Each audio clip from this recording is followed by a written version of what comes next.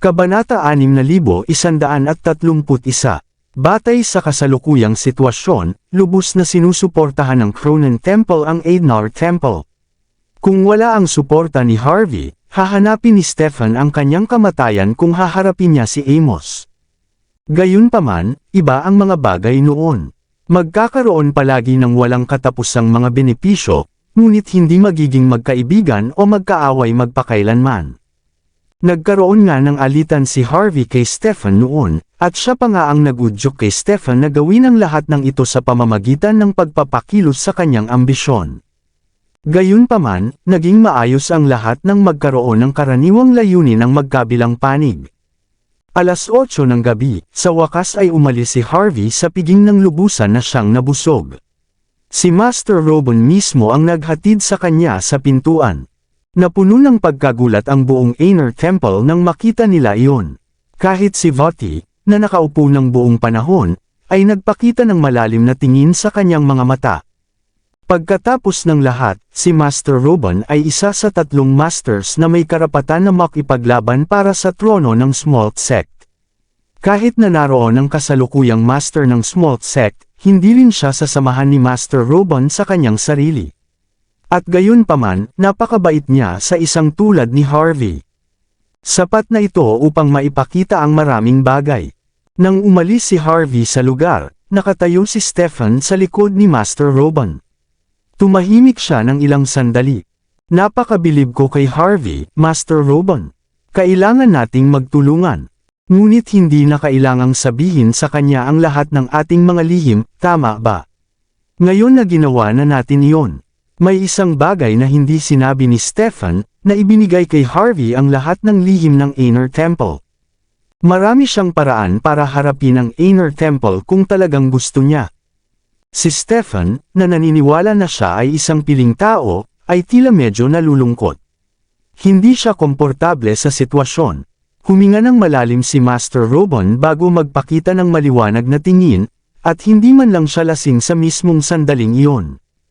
Tiningnan niya ng matagal ang direksyon kung saan nagpunta si Harvey bago huminga ng malalim. Hindi mo pa rin ba naiintindihan? O nagpapanggap ka lang na tanga? Paano mo pa rin hindi masasabi kung bakit ko siya hinahangaan ng sobra? Kung ganoon, wala ka talagang karapatan na maging consul. Maswerte ako na hindi ko pa pinayagan na hamanin mo si Amos hanggang ngayon. Kung hindi, malamang na namatay ka na ng 1,000 beses. Kumunat ang noo ni Stefan. Alam kong hindi ako kapantay ni Amos. Pero hindi naman magiging madali para sa kanya na patayin ako ngayon, tama ba? Huminga ulit ng malalim si Master Robon. Hindi rin naman magiging mahirap. Maaaring mukhang malakas ang Aidnar Temple, ngunit huwag kalimutan. Bukod sa Aidnar Temple at Cronen Temple, kasalukuyang nakikipagtulungan si Amos sa ilang mga puwersa mula sa labas. Paano mo hindi naisip iyon pagkatapos ng pagtatangka sa pagpatay sa Mandrake Residence? Gayunpaman, upang patayin ang isang tao, dapat mo munang gawin siyang baliw. Walang takot na nakikipagtulungan si Amos sa mga tagalabas. Iniisip na siya ang pinakatalentado sa dulong bahagi.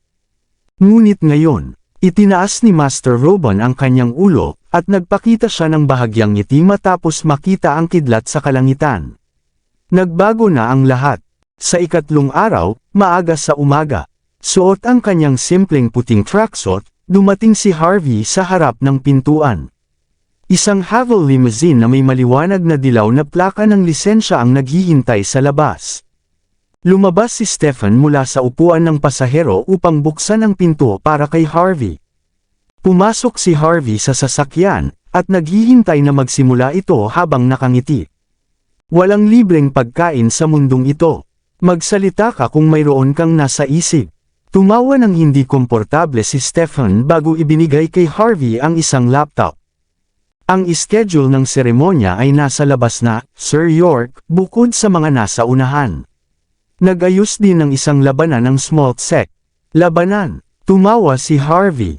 Ano, plano ba nilang maglaban ng mga eksperto hanggang sa kamatayan ngayon? Huminga ng malalim si Stefan. Maganda kung ganoon, pero hindi iyon. Ito ay isang labanan ng mga turon ng sekta. At saka, napalunok ng laway si Stefan. Sinabi ni Amos sa kanyang mga tauhan na ipahayag na itataya niya ang lahat ng kanyang aidbid sa labanan. At umaasa siyang gagawin din natin. Plano niyang tapusin ang lahat sa isang labanan. Sa bulwagan ng mga bisita ng Cronan Temple. Nang malapit ng maghapon, nagsipasukan ang hindi mabilang na mga mamahaling sasakyan sa paradahan. Patuloy na nagsiksikan ang mga tao sa labis na pinalamutian na bulwagan. Halos lahat ay alam na darating na ang seremonya. Mas mahalaga, malapit nang magkaroon ng labanan ng mga turo sina Amos at Stefan dito.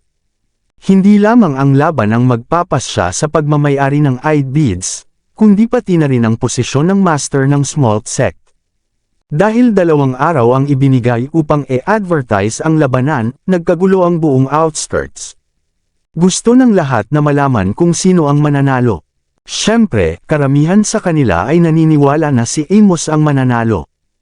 Pagkatapos ng lahat, hindi lamang talentado ang batang master sa akademya at lakas, siya rin ay isang bihirang tao na nanatili sa mga bundok sa pinakamahabang panahon. Mas mahalaga, sabi ng mga chismis na siya ang muling nagkakatawang tao ng tagapagtatag ng sekta. Si Stefan ay isang consul ng Aner Temple, ngunit ang kanyang reputasyon ay hindi gaanong maganda kamakailan. Maraming tao ang nag-isip na dinumisan din niya ang titulong consul. Bandang 12:00 ng tanghali, ilang mga maybach na mukhang maingat ang dahan daw ang nagparada sa gilid ng bulwagan ng mga bisita. 18 mga monghe ang lumabas bago binuksan ang kanilang maliwanag na dilaw na payong. Binuksan ang mga pinto ng sasakyan sa gitna. Lumabas si Amos kasama sina Serval, Stinger, at Alain. Nag-imbite kami ng ilang mga mataas na monghe upang maglingkod bilang mga notaryo, young master, sabi ni Stinger habang ginagabayan ang daan. Pagkatapos magpasya sa labanan ng mga turo ng sekta, nakakuha kami ng suporta mula sa small sect kasama ang nais na impresyon mula sa mga tagasunod ng sekta. Napakaganda ng plano mo, young master. Sa suporta ni Harvey, maaaring hindi tayo manalo sa pamamagitan ng puwersa laban kay Stefan. Ngunit ang isang tagalabas tulad niya ay hindi makakatalo sa atin sa labanan ng talino. Nakatitig si Amos sa bulwagan ng mga bisita sa harap niya. Ang labanan ng talino ay angkop sa mga kaugalian ng sekta. Magiging mas madali rin para sa mga tao na tanggapin ito. Sa totoo lang, maaaring hindi tayo manalo sa pamamagitan lamang ng martial arts. Iyon ang dahilan kung bakit hindi tayo dapat magpabaya. Tama, sino ang haharap sa atin ngayong gabi? Mahinang sabi ni Serval, narinig kong malamang na si Master Robon mismo ang darating.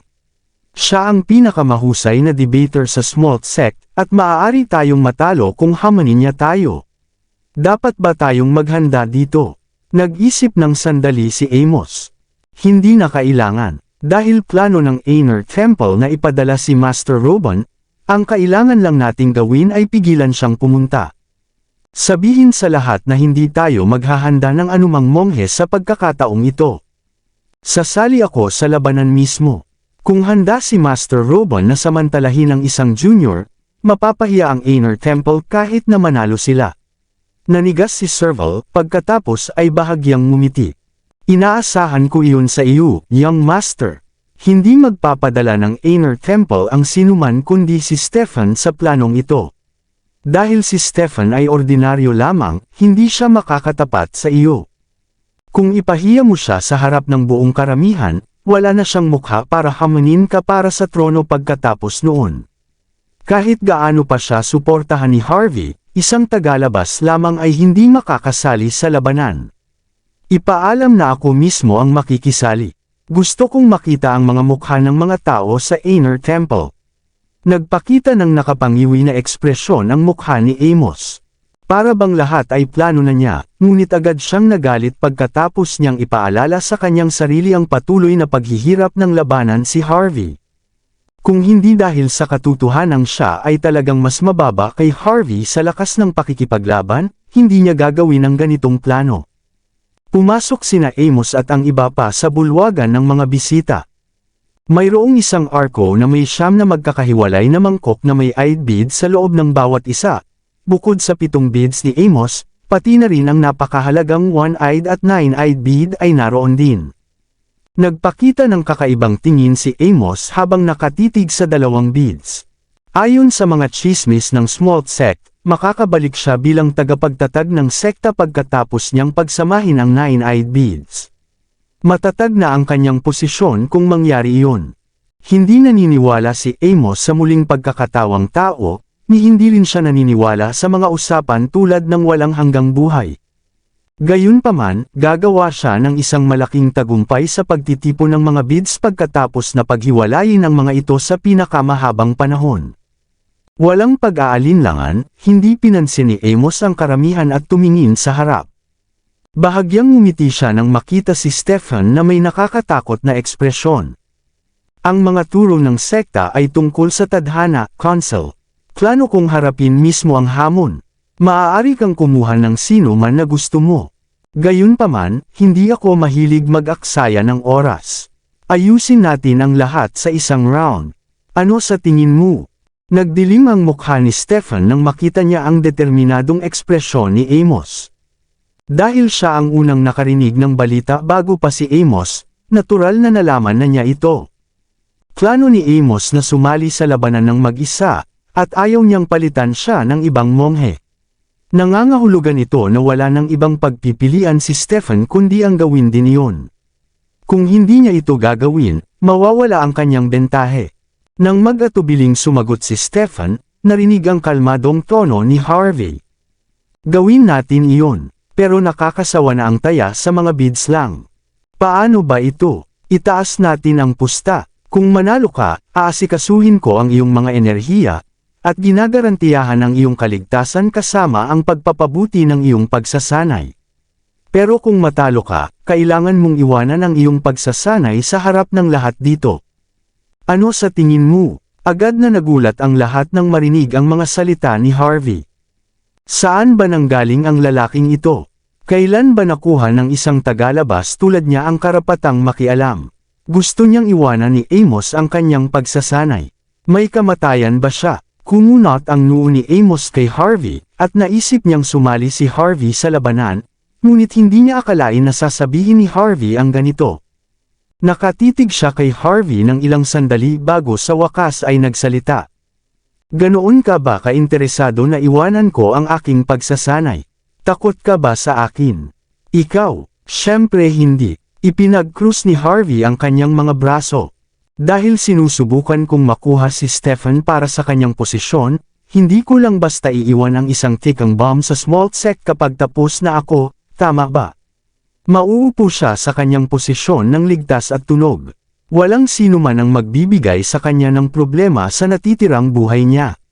Maraming tao ang lumingon kay Stephen, at hindi nila akalain na mayroon siyang suporta para labanan si Amos. Mas mahalaga, ang suporta ay tila walang takot din. Parang isang papat lamang si Stephen sa sandaling ito. Hindi pinansin ni Stephen ang sitwasyon, para bang wala siyang kinalaman. Ibinunyag ni Harvey ang kanyang sikreto sa buong publiko. Gayunpaman, ito rin ay isang magandang bagay. Kung si Stephen ang magiging makapangyarihan, walang sino man ang makakapaggamit nito laban sa kanya pagkatapos noon.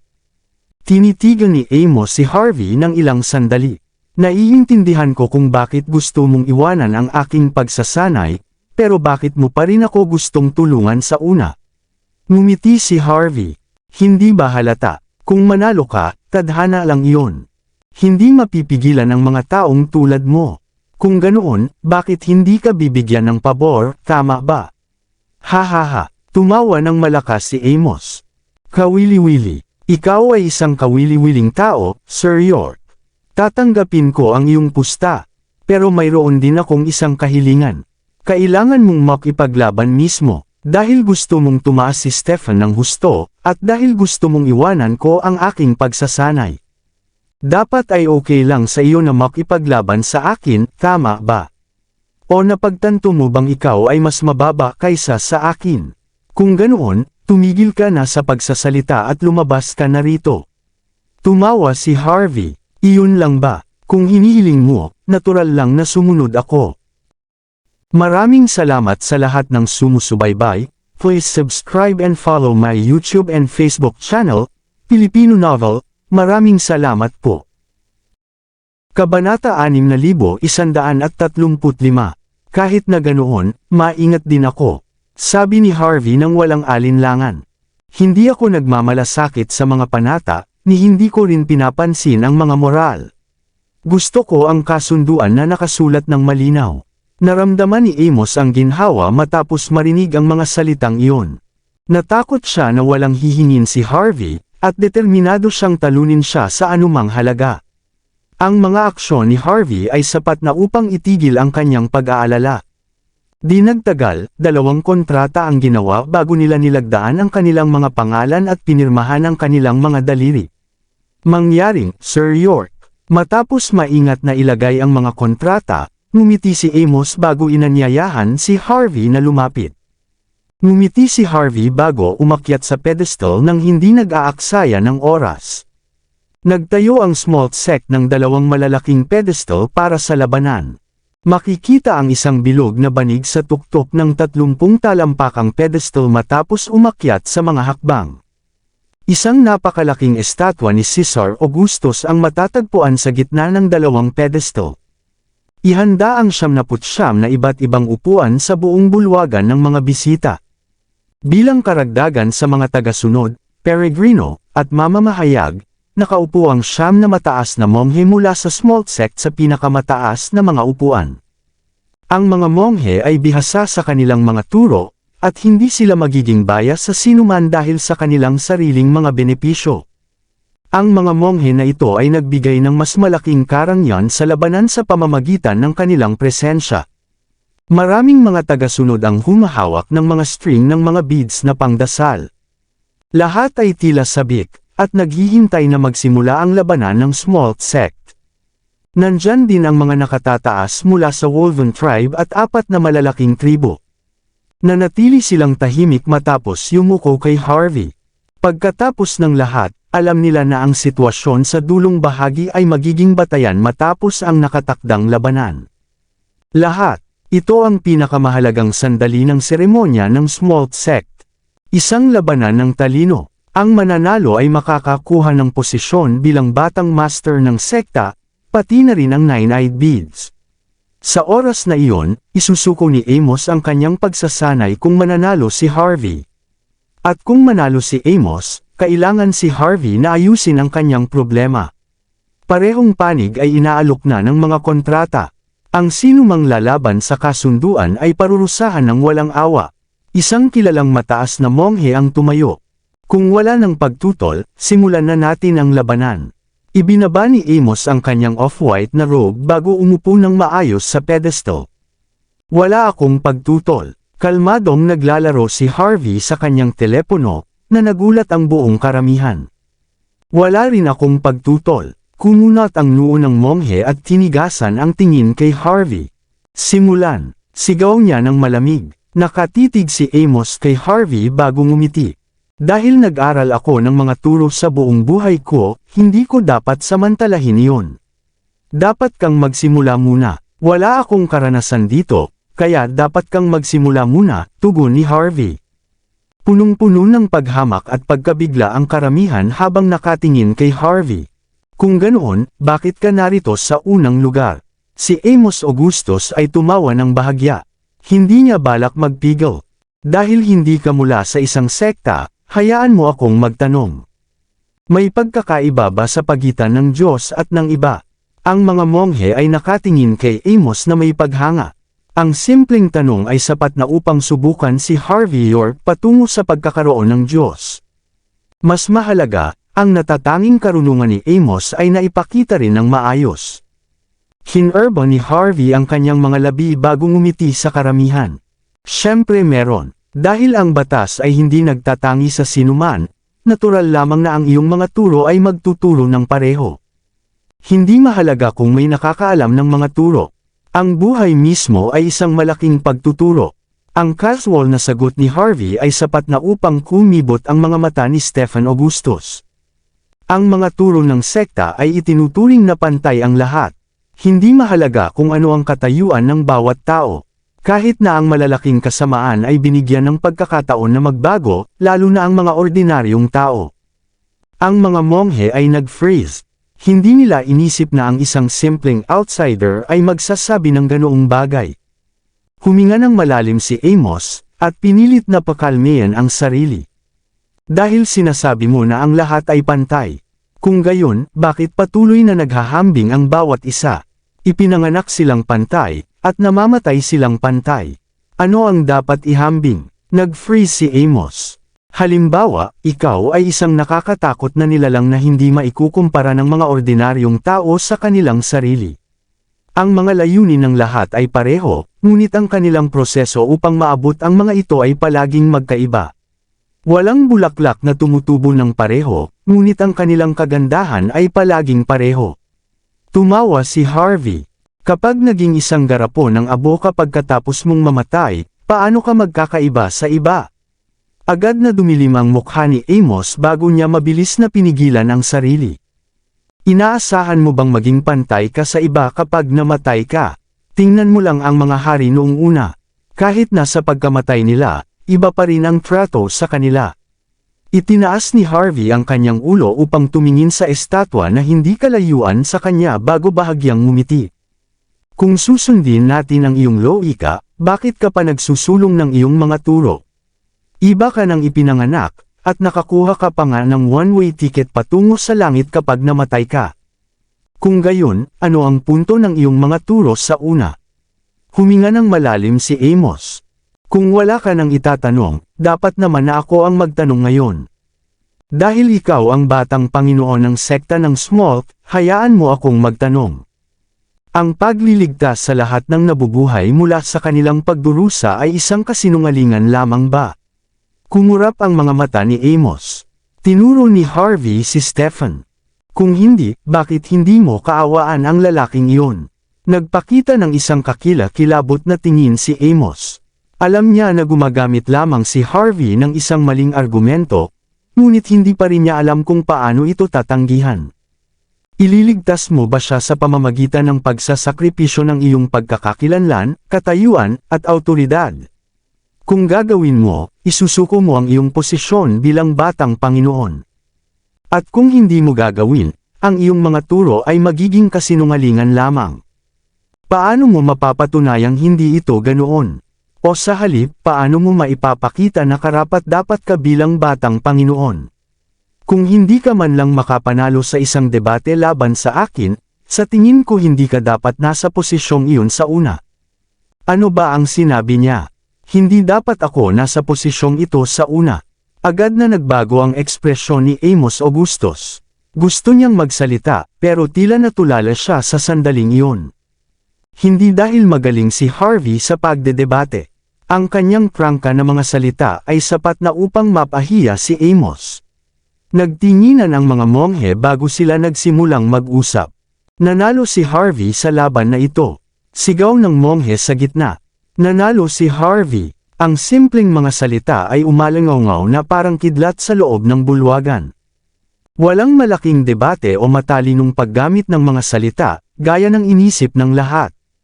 Agad na nasira ang daloy ng pag-iisip ni Amos matapos marinig ang mga salita ni Harvey. Mukhang natalo ka pa rin. Tumayo si Harvey sa harap at casual na tumingin kay Amos. Dahil ganoon, gusto mo bang tulungan kita? O gagawin mo na lang ito? Agad na natauhan si Amos bago magpakita ng isang kakilakilabot na ekspresyon. Talaga bang gusto mong sirain ang sarili mo ng ganoon kasama, Harvey? Sigaw niya matapos maglabas ng malamig na tawa. Naiintindihan mo ba ang mga kahihinatnan ng paggawa ng ganoong bagay? Ang isang taong katulad mo ay hindi kayang sirain ang aking martial arts. Tumingin si Serval sa iba sa grupo bago kumaway ng kamay. Protektahan ang young master, sigaw niya. Mabilis na tumalon ang mga monghe bago ang 12-dosenang sumugod sa pedestal habang masamang nakatingin kay Harvey. Natural, hindi nila balak hayaang makatakas si Harvey. Sumimangot si Serval kay Harvey sandali. Huwag kang mag-alala, young master. Walang sinuman sa dulong bahagi ang makakaalam nito. Bukod pa rito, ang isang outsider na tulad ni Harvey ay walang karapatang lumahok sa labanan sa una. Hay! Bumantong hininga si Harvey bago casual na iwagayway ang kanyang kontrata. Nakalimutan ba ninyo ito? Bukod pa rito, ang siyam na mataas na monghe na nakaupo dito ay mga buhay na alamat.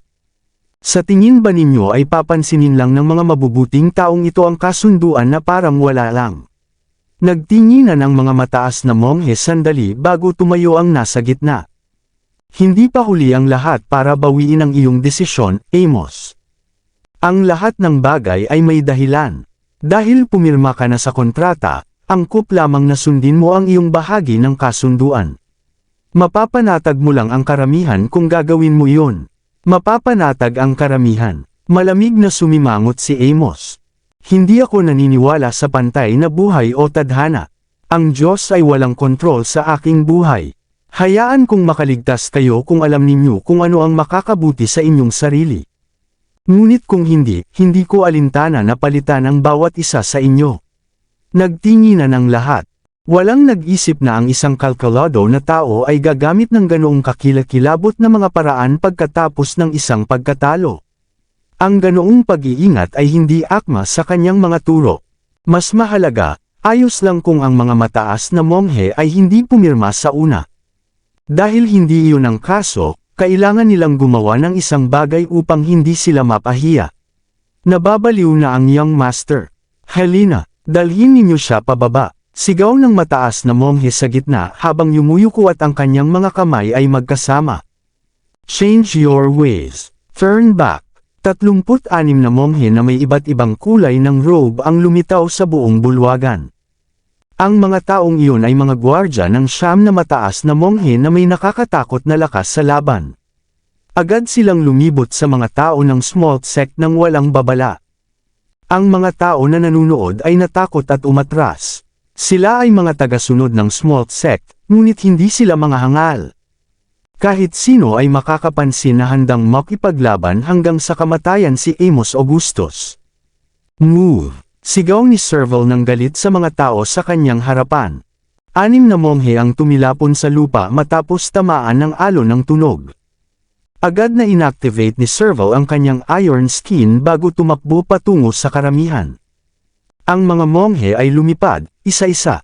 Walang inaasahan na magiging ganito katatag si Serval. Gamitin ang pagkakataon, mabilis na umalis ang mga tao ng small sect kasama si Amos. Agad na nagbalik sa katinuan ng mga tao ng Inner Temple matapos iyon. Mabilis silang sumugod pasulong, humaharap sa small sect kasama ang natitirang mga mataas na monghe. Agad na naging isang masiglang larangan ng labanan ang maayos na kapaligiran. Napaka-disappointing mo, Amos. Humakbang si Harvey York pasulong na nakayakap ang mga braso. Ito ay hindi ito ang ating unang pagkakataon na magtunggali.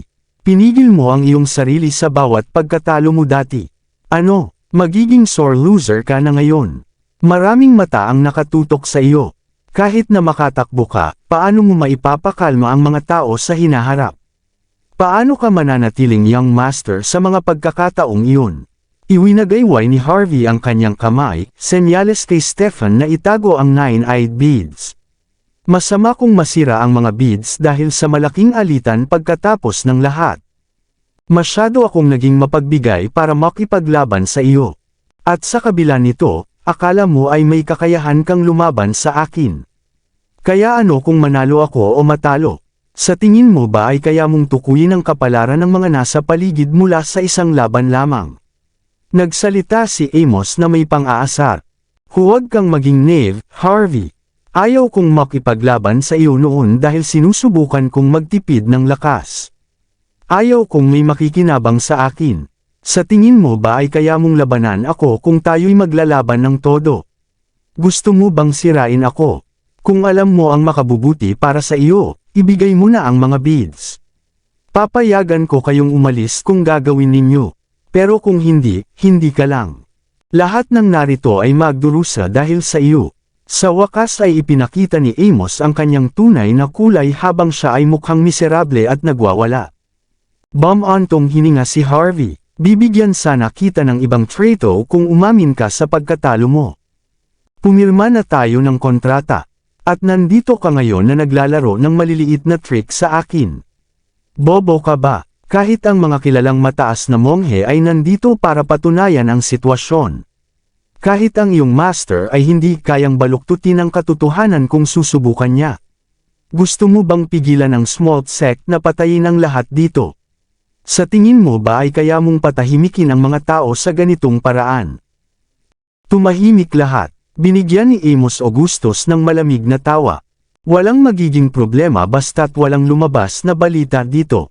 Casual na iniwagayway ni Harvey York ang kanyang telepono. Maaaring nakalimutan mo ang isang bagay.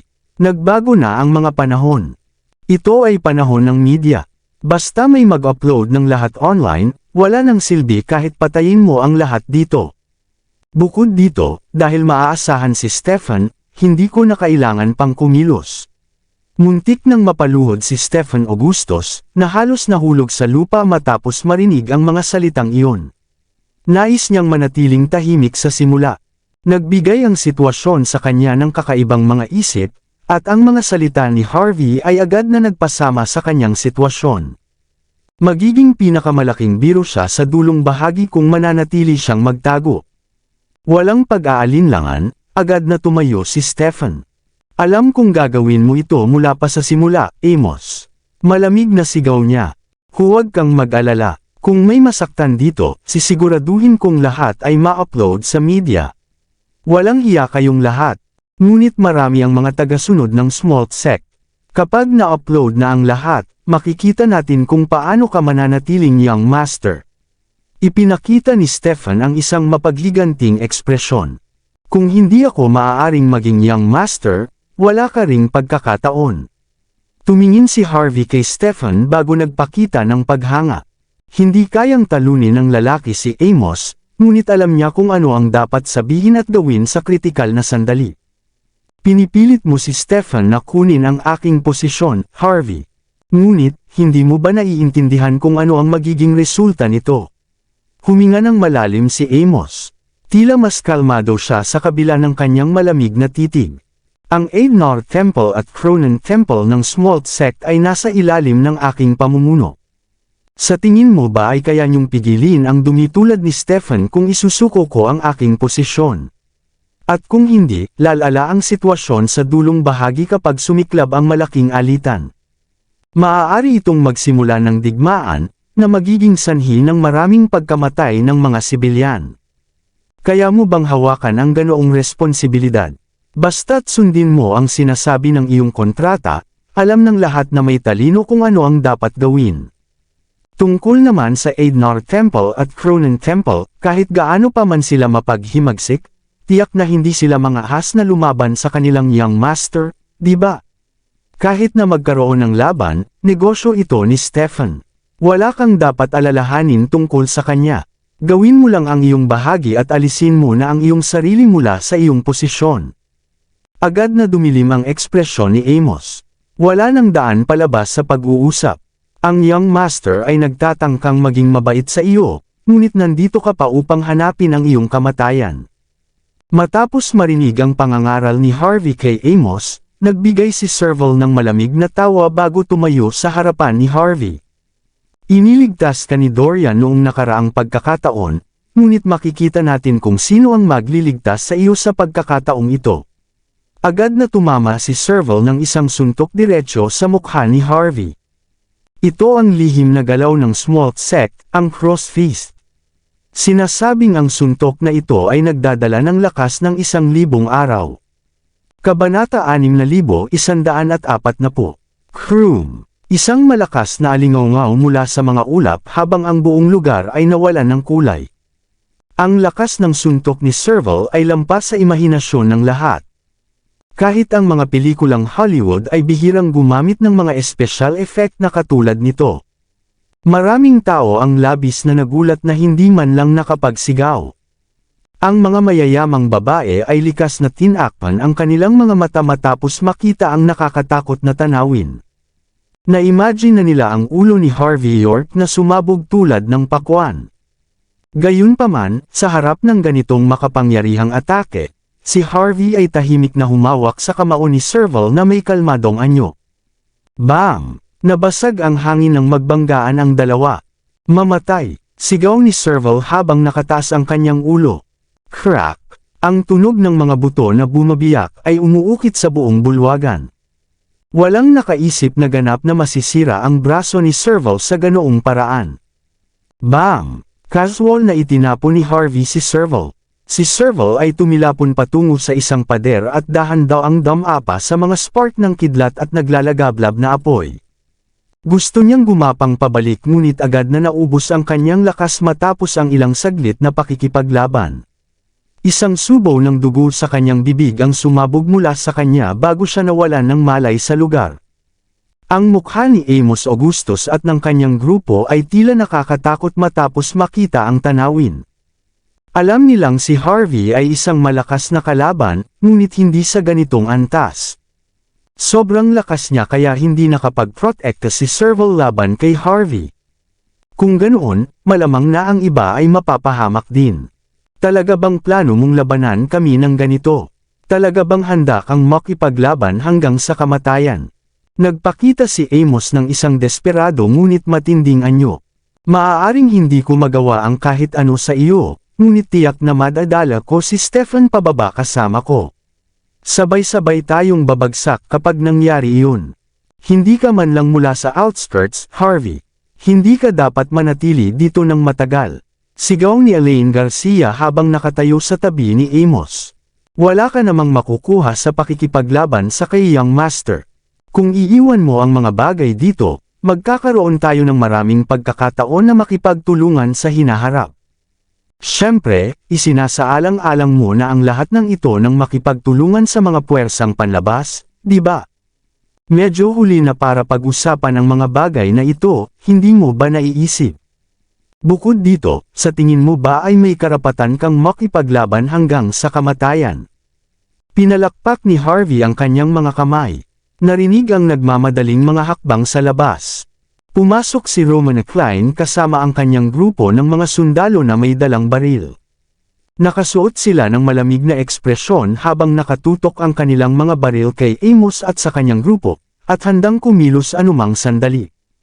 Nais sanang magsalita ng mga mataas na monghe, ngunit wala silang magawa kundi bumantong hininga. Si Amos ang nagbago sa kanyang pangako. May wastong dahilan si Harvey upang dalhin ang lahat ng mga taong may baril sa guest hall. Dumilim ang mukha ni Amos matapos makita ang tanawin. Ang guest hall ay teritoryo ng Smolt Sect.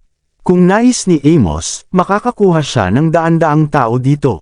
Ngunit sa ganitong pagkakataon, huli na ang lahat pagkatapos noon.